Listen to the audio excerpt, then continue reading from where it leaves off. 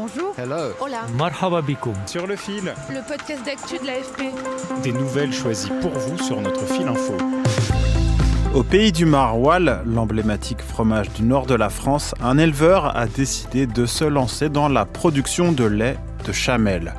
Julien Job a 80 bêtes dans son exploitation située dans le département du Nord. Une démarche unique en France, mais pas si incongrue étant donné la croissance de la demande. Le lait de Chamel est en effet considéré comme un super aliment aux multiples qualités. Quant aux chameaux, bien plus économes que les vaches, ils ont eux aussi des vertus écologiques. Pour autant, sont-ils l'avenir de l'agriculture ? Dans cet épisode, je vous emmène à Feigny, près de Maubeuge, tout près de la frontière belge, dans un élevage pas comme les autres, dans les pas de mes collègues du bureau de l'AFP à Lille, Béatrice Johannis et Pierre Beauvillain. Sur le fil.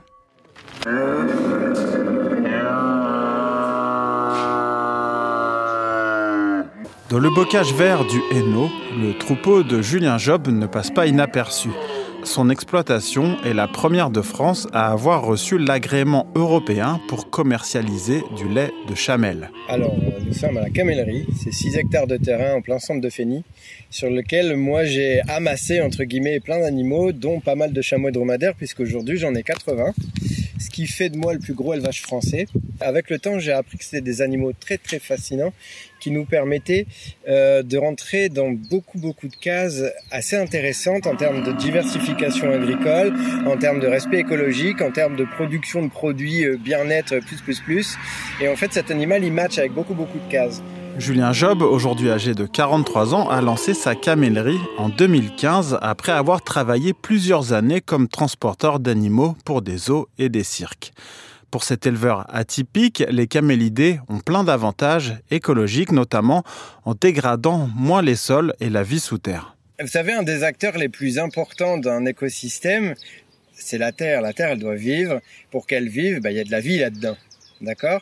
Eh bien, une vache a une pression quand elle marche de 7 newtons au mètre carré, le chameau 2. Pourquoi ? Parce qu'il a un pied qui s'écrase comme ça, fait un peu pour pas s'enfoncer dans le sable. Sauf que résultat, nos petits vers de terre, ils vivent en dessous des pieds des chameaux. Donc résultat, même le sol, on l'impacte pas en fait. Ça, c'est quand même sacrément intéressant d'avoir un produit complètement écologique aujourd'hui. Et puis selon Bernard Fey, chercheur émérite au Centre de coopération internationale en recherche agronomique pour le développement, le CIRAD, les chameaux sont complémentaires de la reine des bocages du Nord, la vache. Un des premiers avantages, c'est le fait que c'est un animal qui a un comportement alimentaire complètement différent.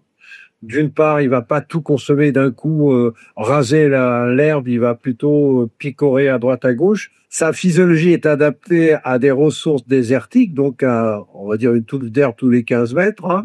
Donc il a l'habitude de grappiller, se déplacer énormément, il fait 20, 30, 40 kilomètres dans la journée pour se nourrir, et donc d'éviter des surpâturages localisés. Bon, il est capable de manger de l'herbe, de manger des feuilles d'arbres, etc., et des buissons. Donc je dirais une ration très diversifiée. Donc ça, c'est un avantage absolument important par rapport à d'autres espèces.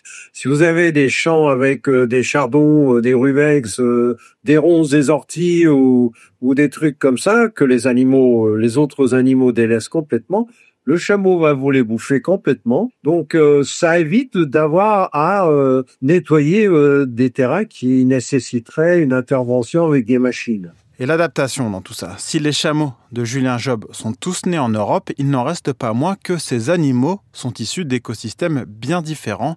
Et ça intrigue les visiteurs de la camellerie. Ce qu'on va relever le plus souvent, moi, dans les questions que j'ai, les interrogations, c'est est-ce qu'ils n'ont pas froid chez nous ? Alors, les chameaux dromadaires viennent de désert, ça c'est une chose. Les chameaux à une bosse, donc les dromadaires ici, viennent de désert chaud. Ça c'est vrai, dans le Sahara par exemple. Ceux qui ont 2 bosses, les chameaux de Bactriane, viennent de Mongolie, de Chine, de Russie, donc dans des pays où il fait moins 50. Donc ici, ils n'ont pas froid. Ils sont capables d'aller dans des climats qui fait plus 50, plus 60, dans des climats où les températures montent énormément, mais dans le désert, la nuit, il gèle.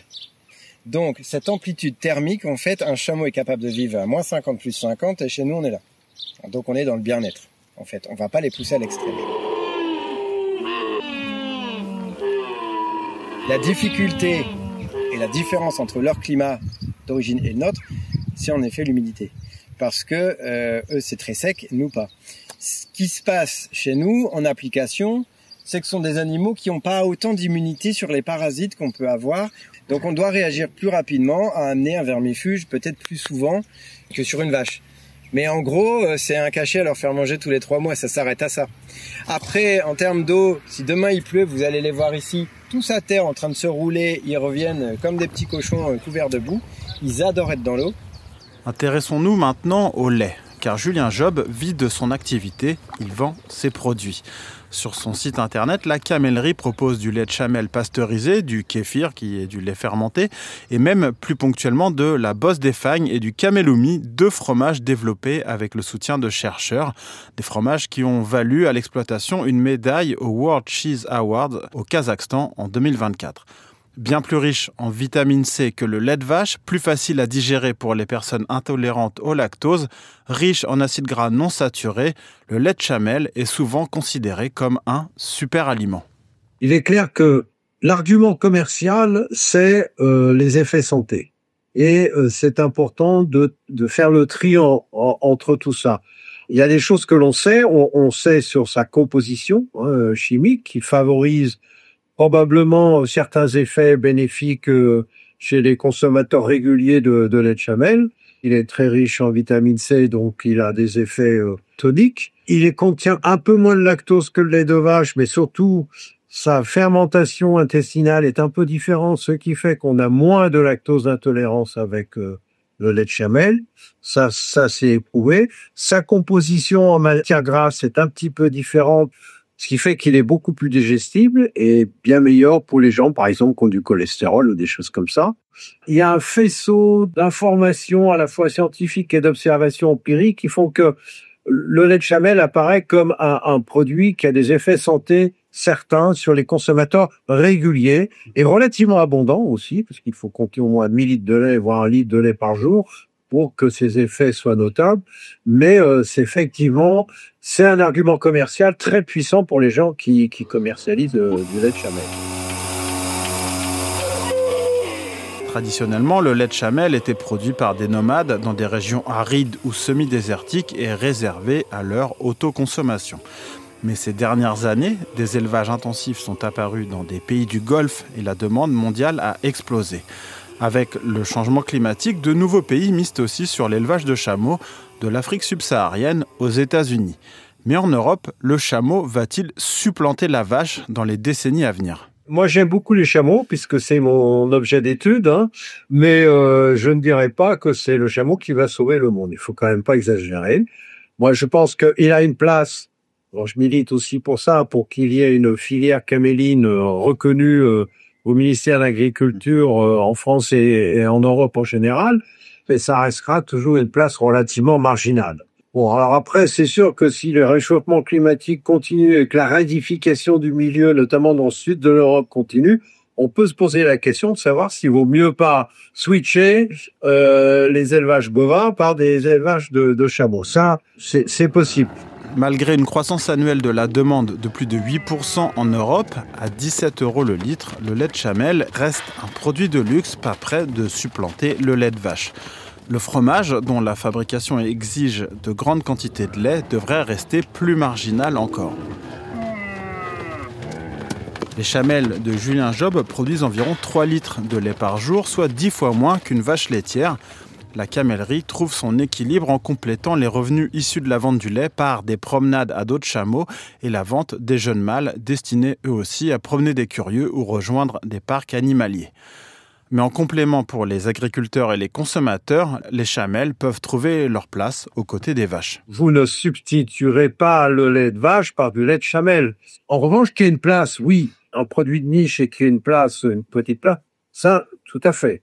Notamment, je pense, surtout dans le sud de l'Europe et dans l'Europe méditerranéenne. Ça, il y aura une place probablement grandissante. Mais c'est pas les grandes zones d'élevage laitier. Je veux dire, on va pas remplacer l'élevage breton, quoi, avec des chamelles.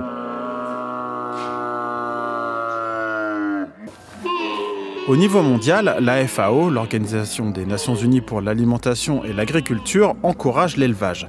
2024 était même l'année mondiale des camélidés. La FAO estime que les chameaux, par leur lait ou leur viande, contribuent à réduire la pauvreté, la faim et à préserver les écosystèmes. Merci d'avoir suivi cet épisode. Je suis Maxime Mamet, Sur le fil revient demain.